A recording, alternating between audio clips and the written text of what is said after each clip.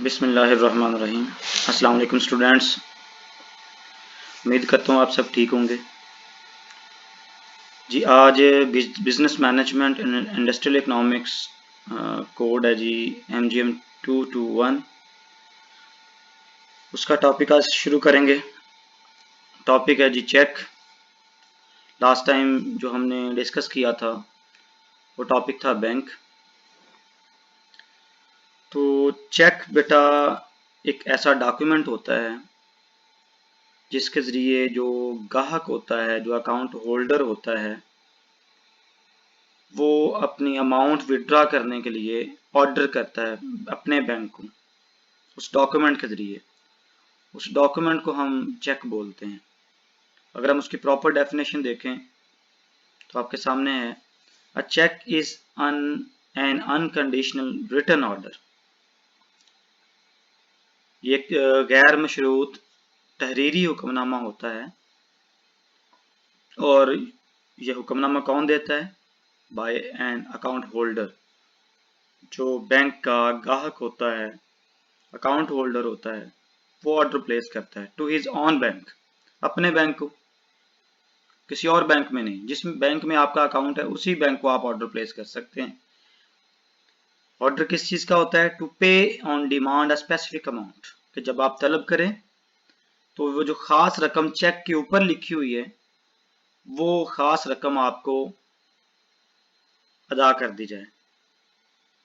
Specific amount of money to the person in whose name the cheque has been issued or bearer, या उस शख्स को दी जाए जिसका नाम आपने लिखा है, या फिर होल्डर ऑफ द चेक। बिरर कहते हैं होल्डर ऑफ द चेक, जिसके पास चेक होगा वो रकम वसूल करने का मजाज होगा।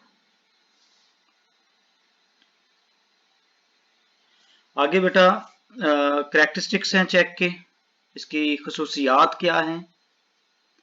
डेफिनेशन के अंदर मैंने इसको अंडरलाइन किया हुआ था चीज़ों को, उसी के अंदर सारा कुछ है। ये जो हुक्मनामा है ये अनकंडीशनल होता है, गैर मशरूत, इसमें कोई नेगेटिव कंडीशन अटैच नहीं होती। अगर मैं मिसाल दूं जी, बारिश होगी तो आप पेमेंट कर दें, इस तरह की कंडीशन आपने अटैच नहीं करनी। और ये हुक्मनामा है, अकाउंट होल्डर हुक्म देता है बैंक को पेमेंट के लिए, और ये हुक्मनामा कभी भी वर्बल नहीं होता, ज़बानी नहीं होता, रिटन फॉर्म में होगा, तहरीरी शक्ल में। और अकाउंट होल्डर ही बैंक को ऑर्डर प्लेस कर सकता है, और बैंक का आपका अपना हो जिसमें आपका अकाउंट हो, वही आपकी ब्रांच हो। जब तलब की जाएगी बैंक से उस वक़्त बैंक उसको अदा करने का मजाज होगा। फिर ख़ास रकम जो बैंक के चेक में लिखी हुई है वो ख़ास रकम की बैंक अदायगी करेगा, और वो ख़ास शख्स जिसका नाम लिखा है या जिसके पास चेक है वो रकम को वसूल करेगा, वो वसूल करिंदा होगा। इसके अलावा भी हम इसको ऐड कर सकते हैं फीचर्स को, करैक्टरिस्टिक्स को, खसूसियात को, कि उसमें तारीख होती है, उसमें दस्तखत होते हैं, उसमें जो अमाउंट लिखी जाती है वो फिगर में, डिजिट्स में ये लिखी जाती है। तो ये मज़ीद खसूसियात आप ऐड कर सकते हो। तो ये बेटा डेफिनेशन के अंदर ही खसूसियात होती हैं, वहाँ से आप एक्सप्लोर कर लो। तो चेक की ये खसूसियात हैं। आगे हम देखेंगे जो पार्टीज हैं, चेक के फ्रीक हैं, वो कितने तरह के होते हैं। आपके सामने 3 तरह के फ्रीक हैं। ड्रायर है जिसे हम मुरत्तब करिंदा कहते हैं, ड्राई है, मुरत्तब अलैह, और भई वसूल करिंदा। मुरत्तब करिंदा या ड्रायर वो शख्स होता है जो चेक लिखता है। अकाउंट होल्डर ही चेक लिखता है तो अकाउंट होल्डर ड्रायर होगा। चेक लिखने वाले को हम मुरत्तब करिंदा कहेंगे। और जिस बैंक के नाम चेक लिखा गया है, जिस बैंक में आपका अकाउंट है, जिसको आप चेक दे रहे हो, वो मुरत्तब अलैह होगा, ड्राई होगा। और तीसरे नंबर पे उस चेक के बदले में जो शख्स रकम वसूल करेगा उसे हम पे या वसूल करिंदा कहते हैं। तो ये बेटा 3 पार्टीज हैं जो चेक के ऑपरेशन में इन्वॉल्व होती हैं। हो सकता है कि ड्रायर ही पई हो, आप खुद ही वसूल करिंदा हो, या कोई थर्ड पार्टी भी वसूल कनिंदा हो सकती है। क्लियर हो गया। आगे हम इसकी काइंड्स देखेंगे कि चेक की काइंड्स कितनी होती हैं। अगर हम ऑपरेशंस की बात करें, इसकी परफॉर्मेंस की बात करें चेक की, तो 3 तरह की ही इकसाम है नेचर के एतबार से। बिरर चेक होता है, ऑर्डर चेक होता है और क्रॉस चेक होता है। लेकिन अगर हम मजीद इसको अदर्स में भी कन्वर्ट करें तो कुछ और इकसाम भी होंगी, वो देखेंगे। बिरर चेक, हामल चेक, ये कैसा चेक होता है, ये स्पेसिमेन आपके सामने है। ये कैसा चेक होता है जिसमें किसी शख्स का नाम नहीं लिखा जाता, वसूल करिंदा का नाम नहीं लिखा जाता, स्पेसिफिक नेम मेंशन करना जरूरी नहीं होता। होल्डर ऑफ द चेक जो है, जिसके पास चेक मौजूद होगा वही रकम वसूल करने का मजाज होगा, वही रकम वसूल करेगा। और ये एक गैर महफूज किस्म है चेक की कि अगर खुदा न खास्ता चेक आपका गुम हो जाता है, किसी के पास चला जाता है, तो फिर वो इस चेक को कैश करवा सकता है। इसे हम हामल चेक या बिरर चेक बोलते हैं। नेक्स्ट ऑर्डर चेक है। ऑर्डर चेक या हुक्मी चेक, इसमें आप नेम मेंशन करते हो, नाम मेंशन होता है, जो भी जिस शख्स को आपने चेक देना होता है, और आगे से जो बिरर लिखा होता है, जैसे ये मैंने लाइन लगाई है, बिरर के ऊपर लाइन लगा दी जाती है, ये ऑर्डर चेक बन जाता है। और जिसका नाम होगा वही वसूल कनिंदा होगा, वही रकम को वसूल करेगा। और इसकी जो इंडोर्समेंट है, किसी शख्स को मुंतकिल करना है, किसी को देना है, तो इसमें तस्दीक जो है आपने लाजमी करनी है। उस चेक में, बिरर में तस्दीक जरूरी नहीं होती। इसके बैक पे, चेक की बैक पे आपने एंडोर्समेंट के लिए साइन करने होते हैं, फिर वो मुंतकिल हो जाता है, उसका इंतकाल हो जाता है दूसरे शख्स के पास। एज कम्पेयर टू बिरर चेक, ये एक महफूज चेक है कि जिसके नाम लिखा है वही इसको विड्रॉ करेगा। Third one is cross cheque. Cross cheque आपके सामने स्पेसिमेन है।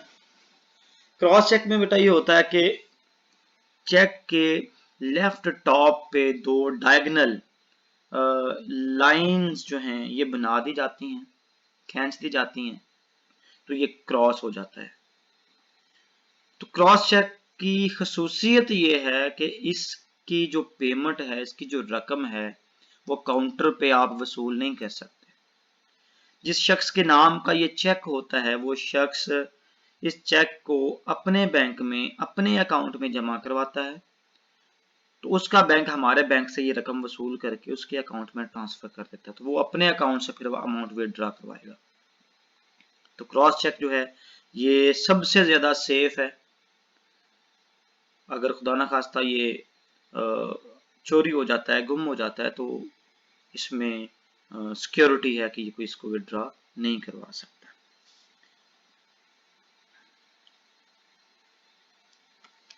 आगे बेटा कुछ और अदर टाइप्स हैं चेक की, जैसे ये सामने लिखी हुई है। पोस्ट डेटेड चेक है, जिसमें जो फ्यूचर की जो तारीख लिखी होती है चेक में, तो उसे हम पोस्ट डेटेड चेक कहेंगे।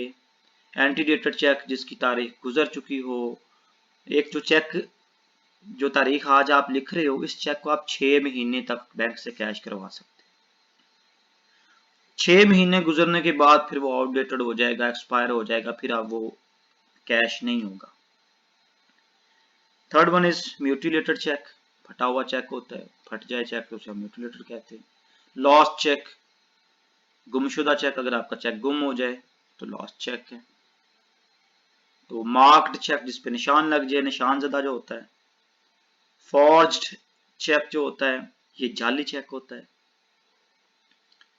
ट्रैवलर्स चेक, ये सफरी सहूलियात के लिए एक सफरी चेक होता है कि अगर आपने कहीं पे जाना है तो वो ट्रैवलर्स चेक बना के आप साथ लेके जा सकते हैं सेफ्टी के लिए।